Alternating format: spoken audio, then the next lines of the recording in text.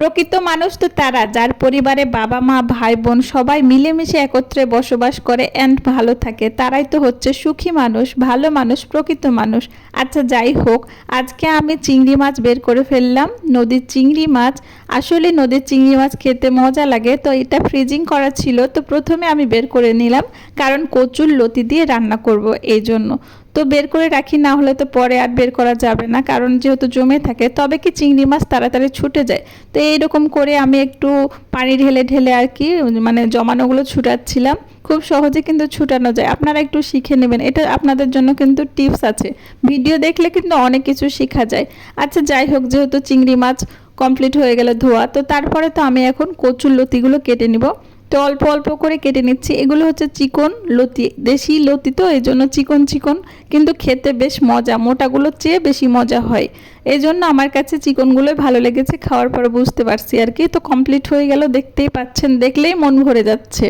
যাই হোক, তারপরে তো আমি কচুরলতিগুলো কেটে কমপ্লিট করে ফেললাম আর আপনাদের মাঝে দেখালাম, ধরতে বেশ ভালোই লাগছিল। তো কাটা কমপ্লিট যেহেতু হয়ে গেল, এর তো ময়লা থাকে, তো ময়লাগুলো আমি সাথে সাথে পরিষ্কার করে নিই, কারণ যখন যেটা কাজ করব সাথে সাথে সেই ময়লাগুলো পরিষ্কার করে ফেলবো। বেশি ময়লা হয়ে গেলে আর কি পরিষ্কার করতে একটা বিরক্ত লেগে যায়। তো তারপরে ঢেঁড়সগুলো ধুয়ে ফেলবো, কারণ ঢেঁড়স কাটবো আর কি। ঢেঁড়সটা যেহেতু আগে মানে ধুয়ে ফেললাম, কারণ আঠালো একটা পদার্থ বের হয়, এই জন্য ঢেঁড়সটা আমি আগে ধুয়ে ফেললাম। তারপরে তো দেখতেই পাচ্ছেন আপনারা, আমি ঢেঁড়সটা কুচি কুচি করে কেটে ফেললাম, কারণ আলু দিয়ে ভাজি করব এই জন্য। যেহেতু আজকে রেসিপিটা দিচ্ছি না, এই জন্য দেখতে পাচ্ছেন ফাইনালি কচুরলতি আর চিংড়ি মাছ। তারপরে তো ঢেঁড়সের সাথে আলু ভাজি খেতেও কিন্তু বেশ মজা হয়। সাথে আছে পাবদা মাছ। পাবদা মাছটা আমি তেমন পছন্দ করি না, তারপরে মাঝে মধ্যে কোনো মাছ তো খাওয়াই লাগবে, মানে মেনু তো চেঞ্জ করাই লাগবে।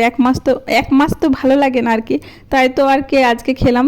তো রান্না যেহেতু কমপ্লিট হয়ে গেছে, তারপর তো একটু ছাদে ঘুরতে যাব, কারণ রান্না কমপ্লিট হয়ে গেলে কোনো কাজ থাকে না, তখন ছাদে একটু যাই। তো দেখলাম অনেকগুলো গাছে ফুল ফুটেছে, তারপরে তো নীলা ভাবিকে মিস করছিলাম, কারণ একটা ফুল পারি মানে ভালো লাগে আসলে, ফুল টুল দেখলে মনে হয় একটা ছিঁড়ে ফেলি, তারপরে তো একটা ফুল ছিঁড়ে ফেলেছি, তারপরে কানে দিয়ে ফেলেছি।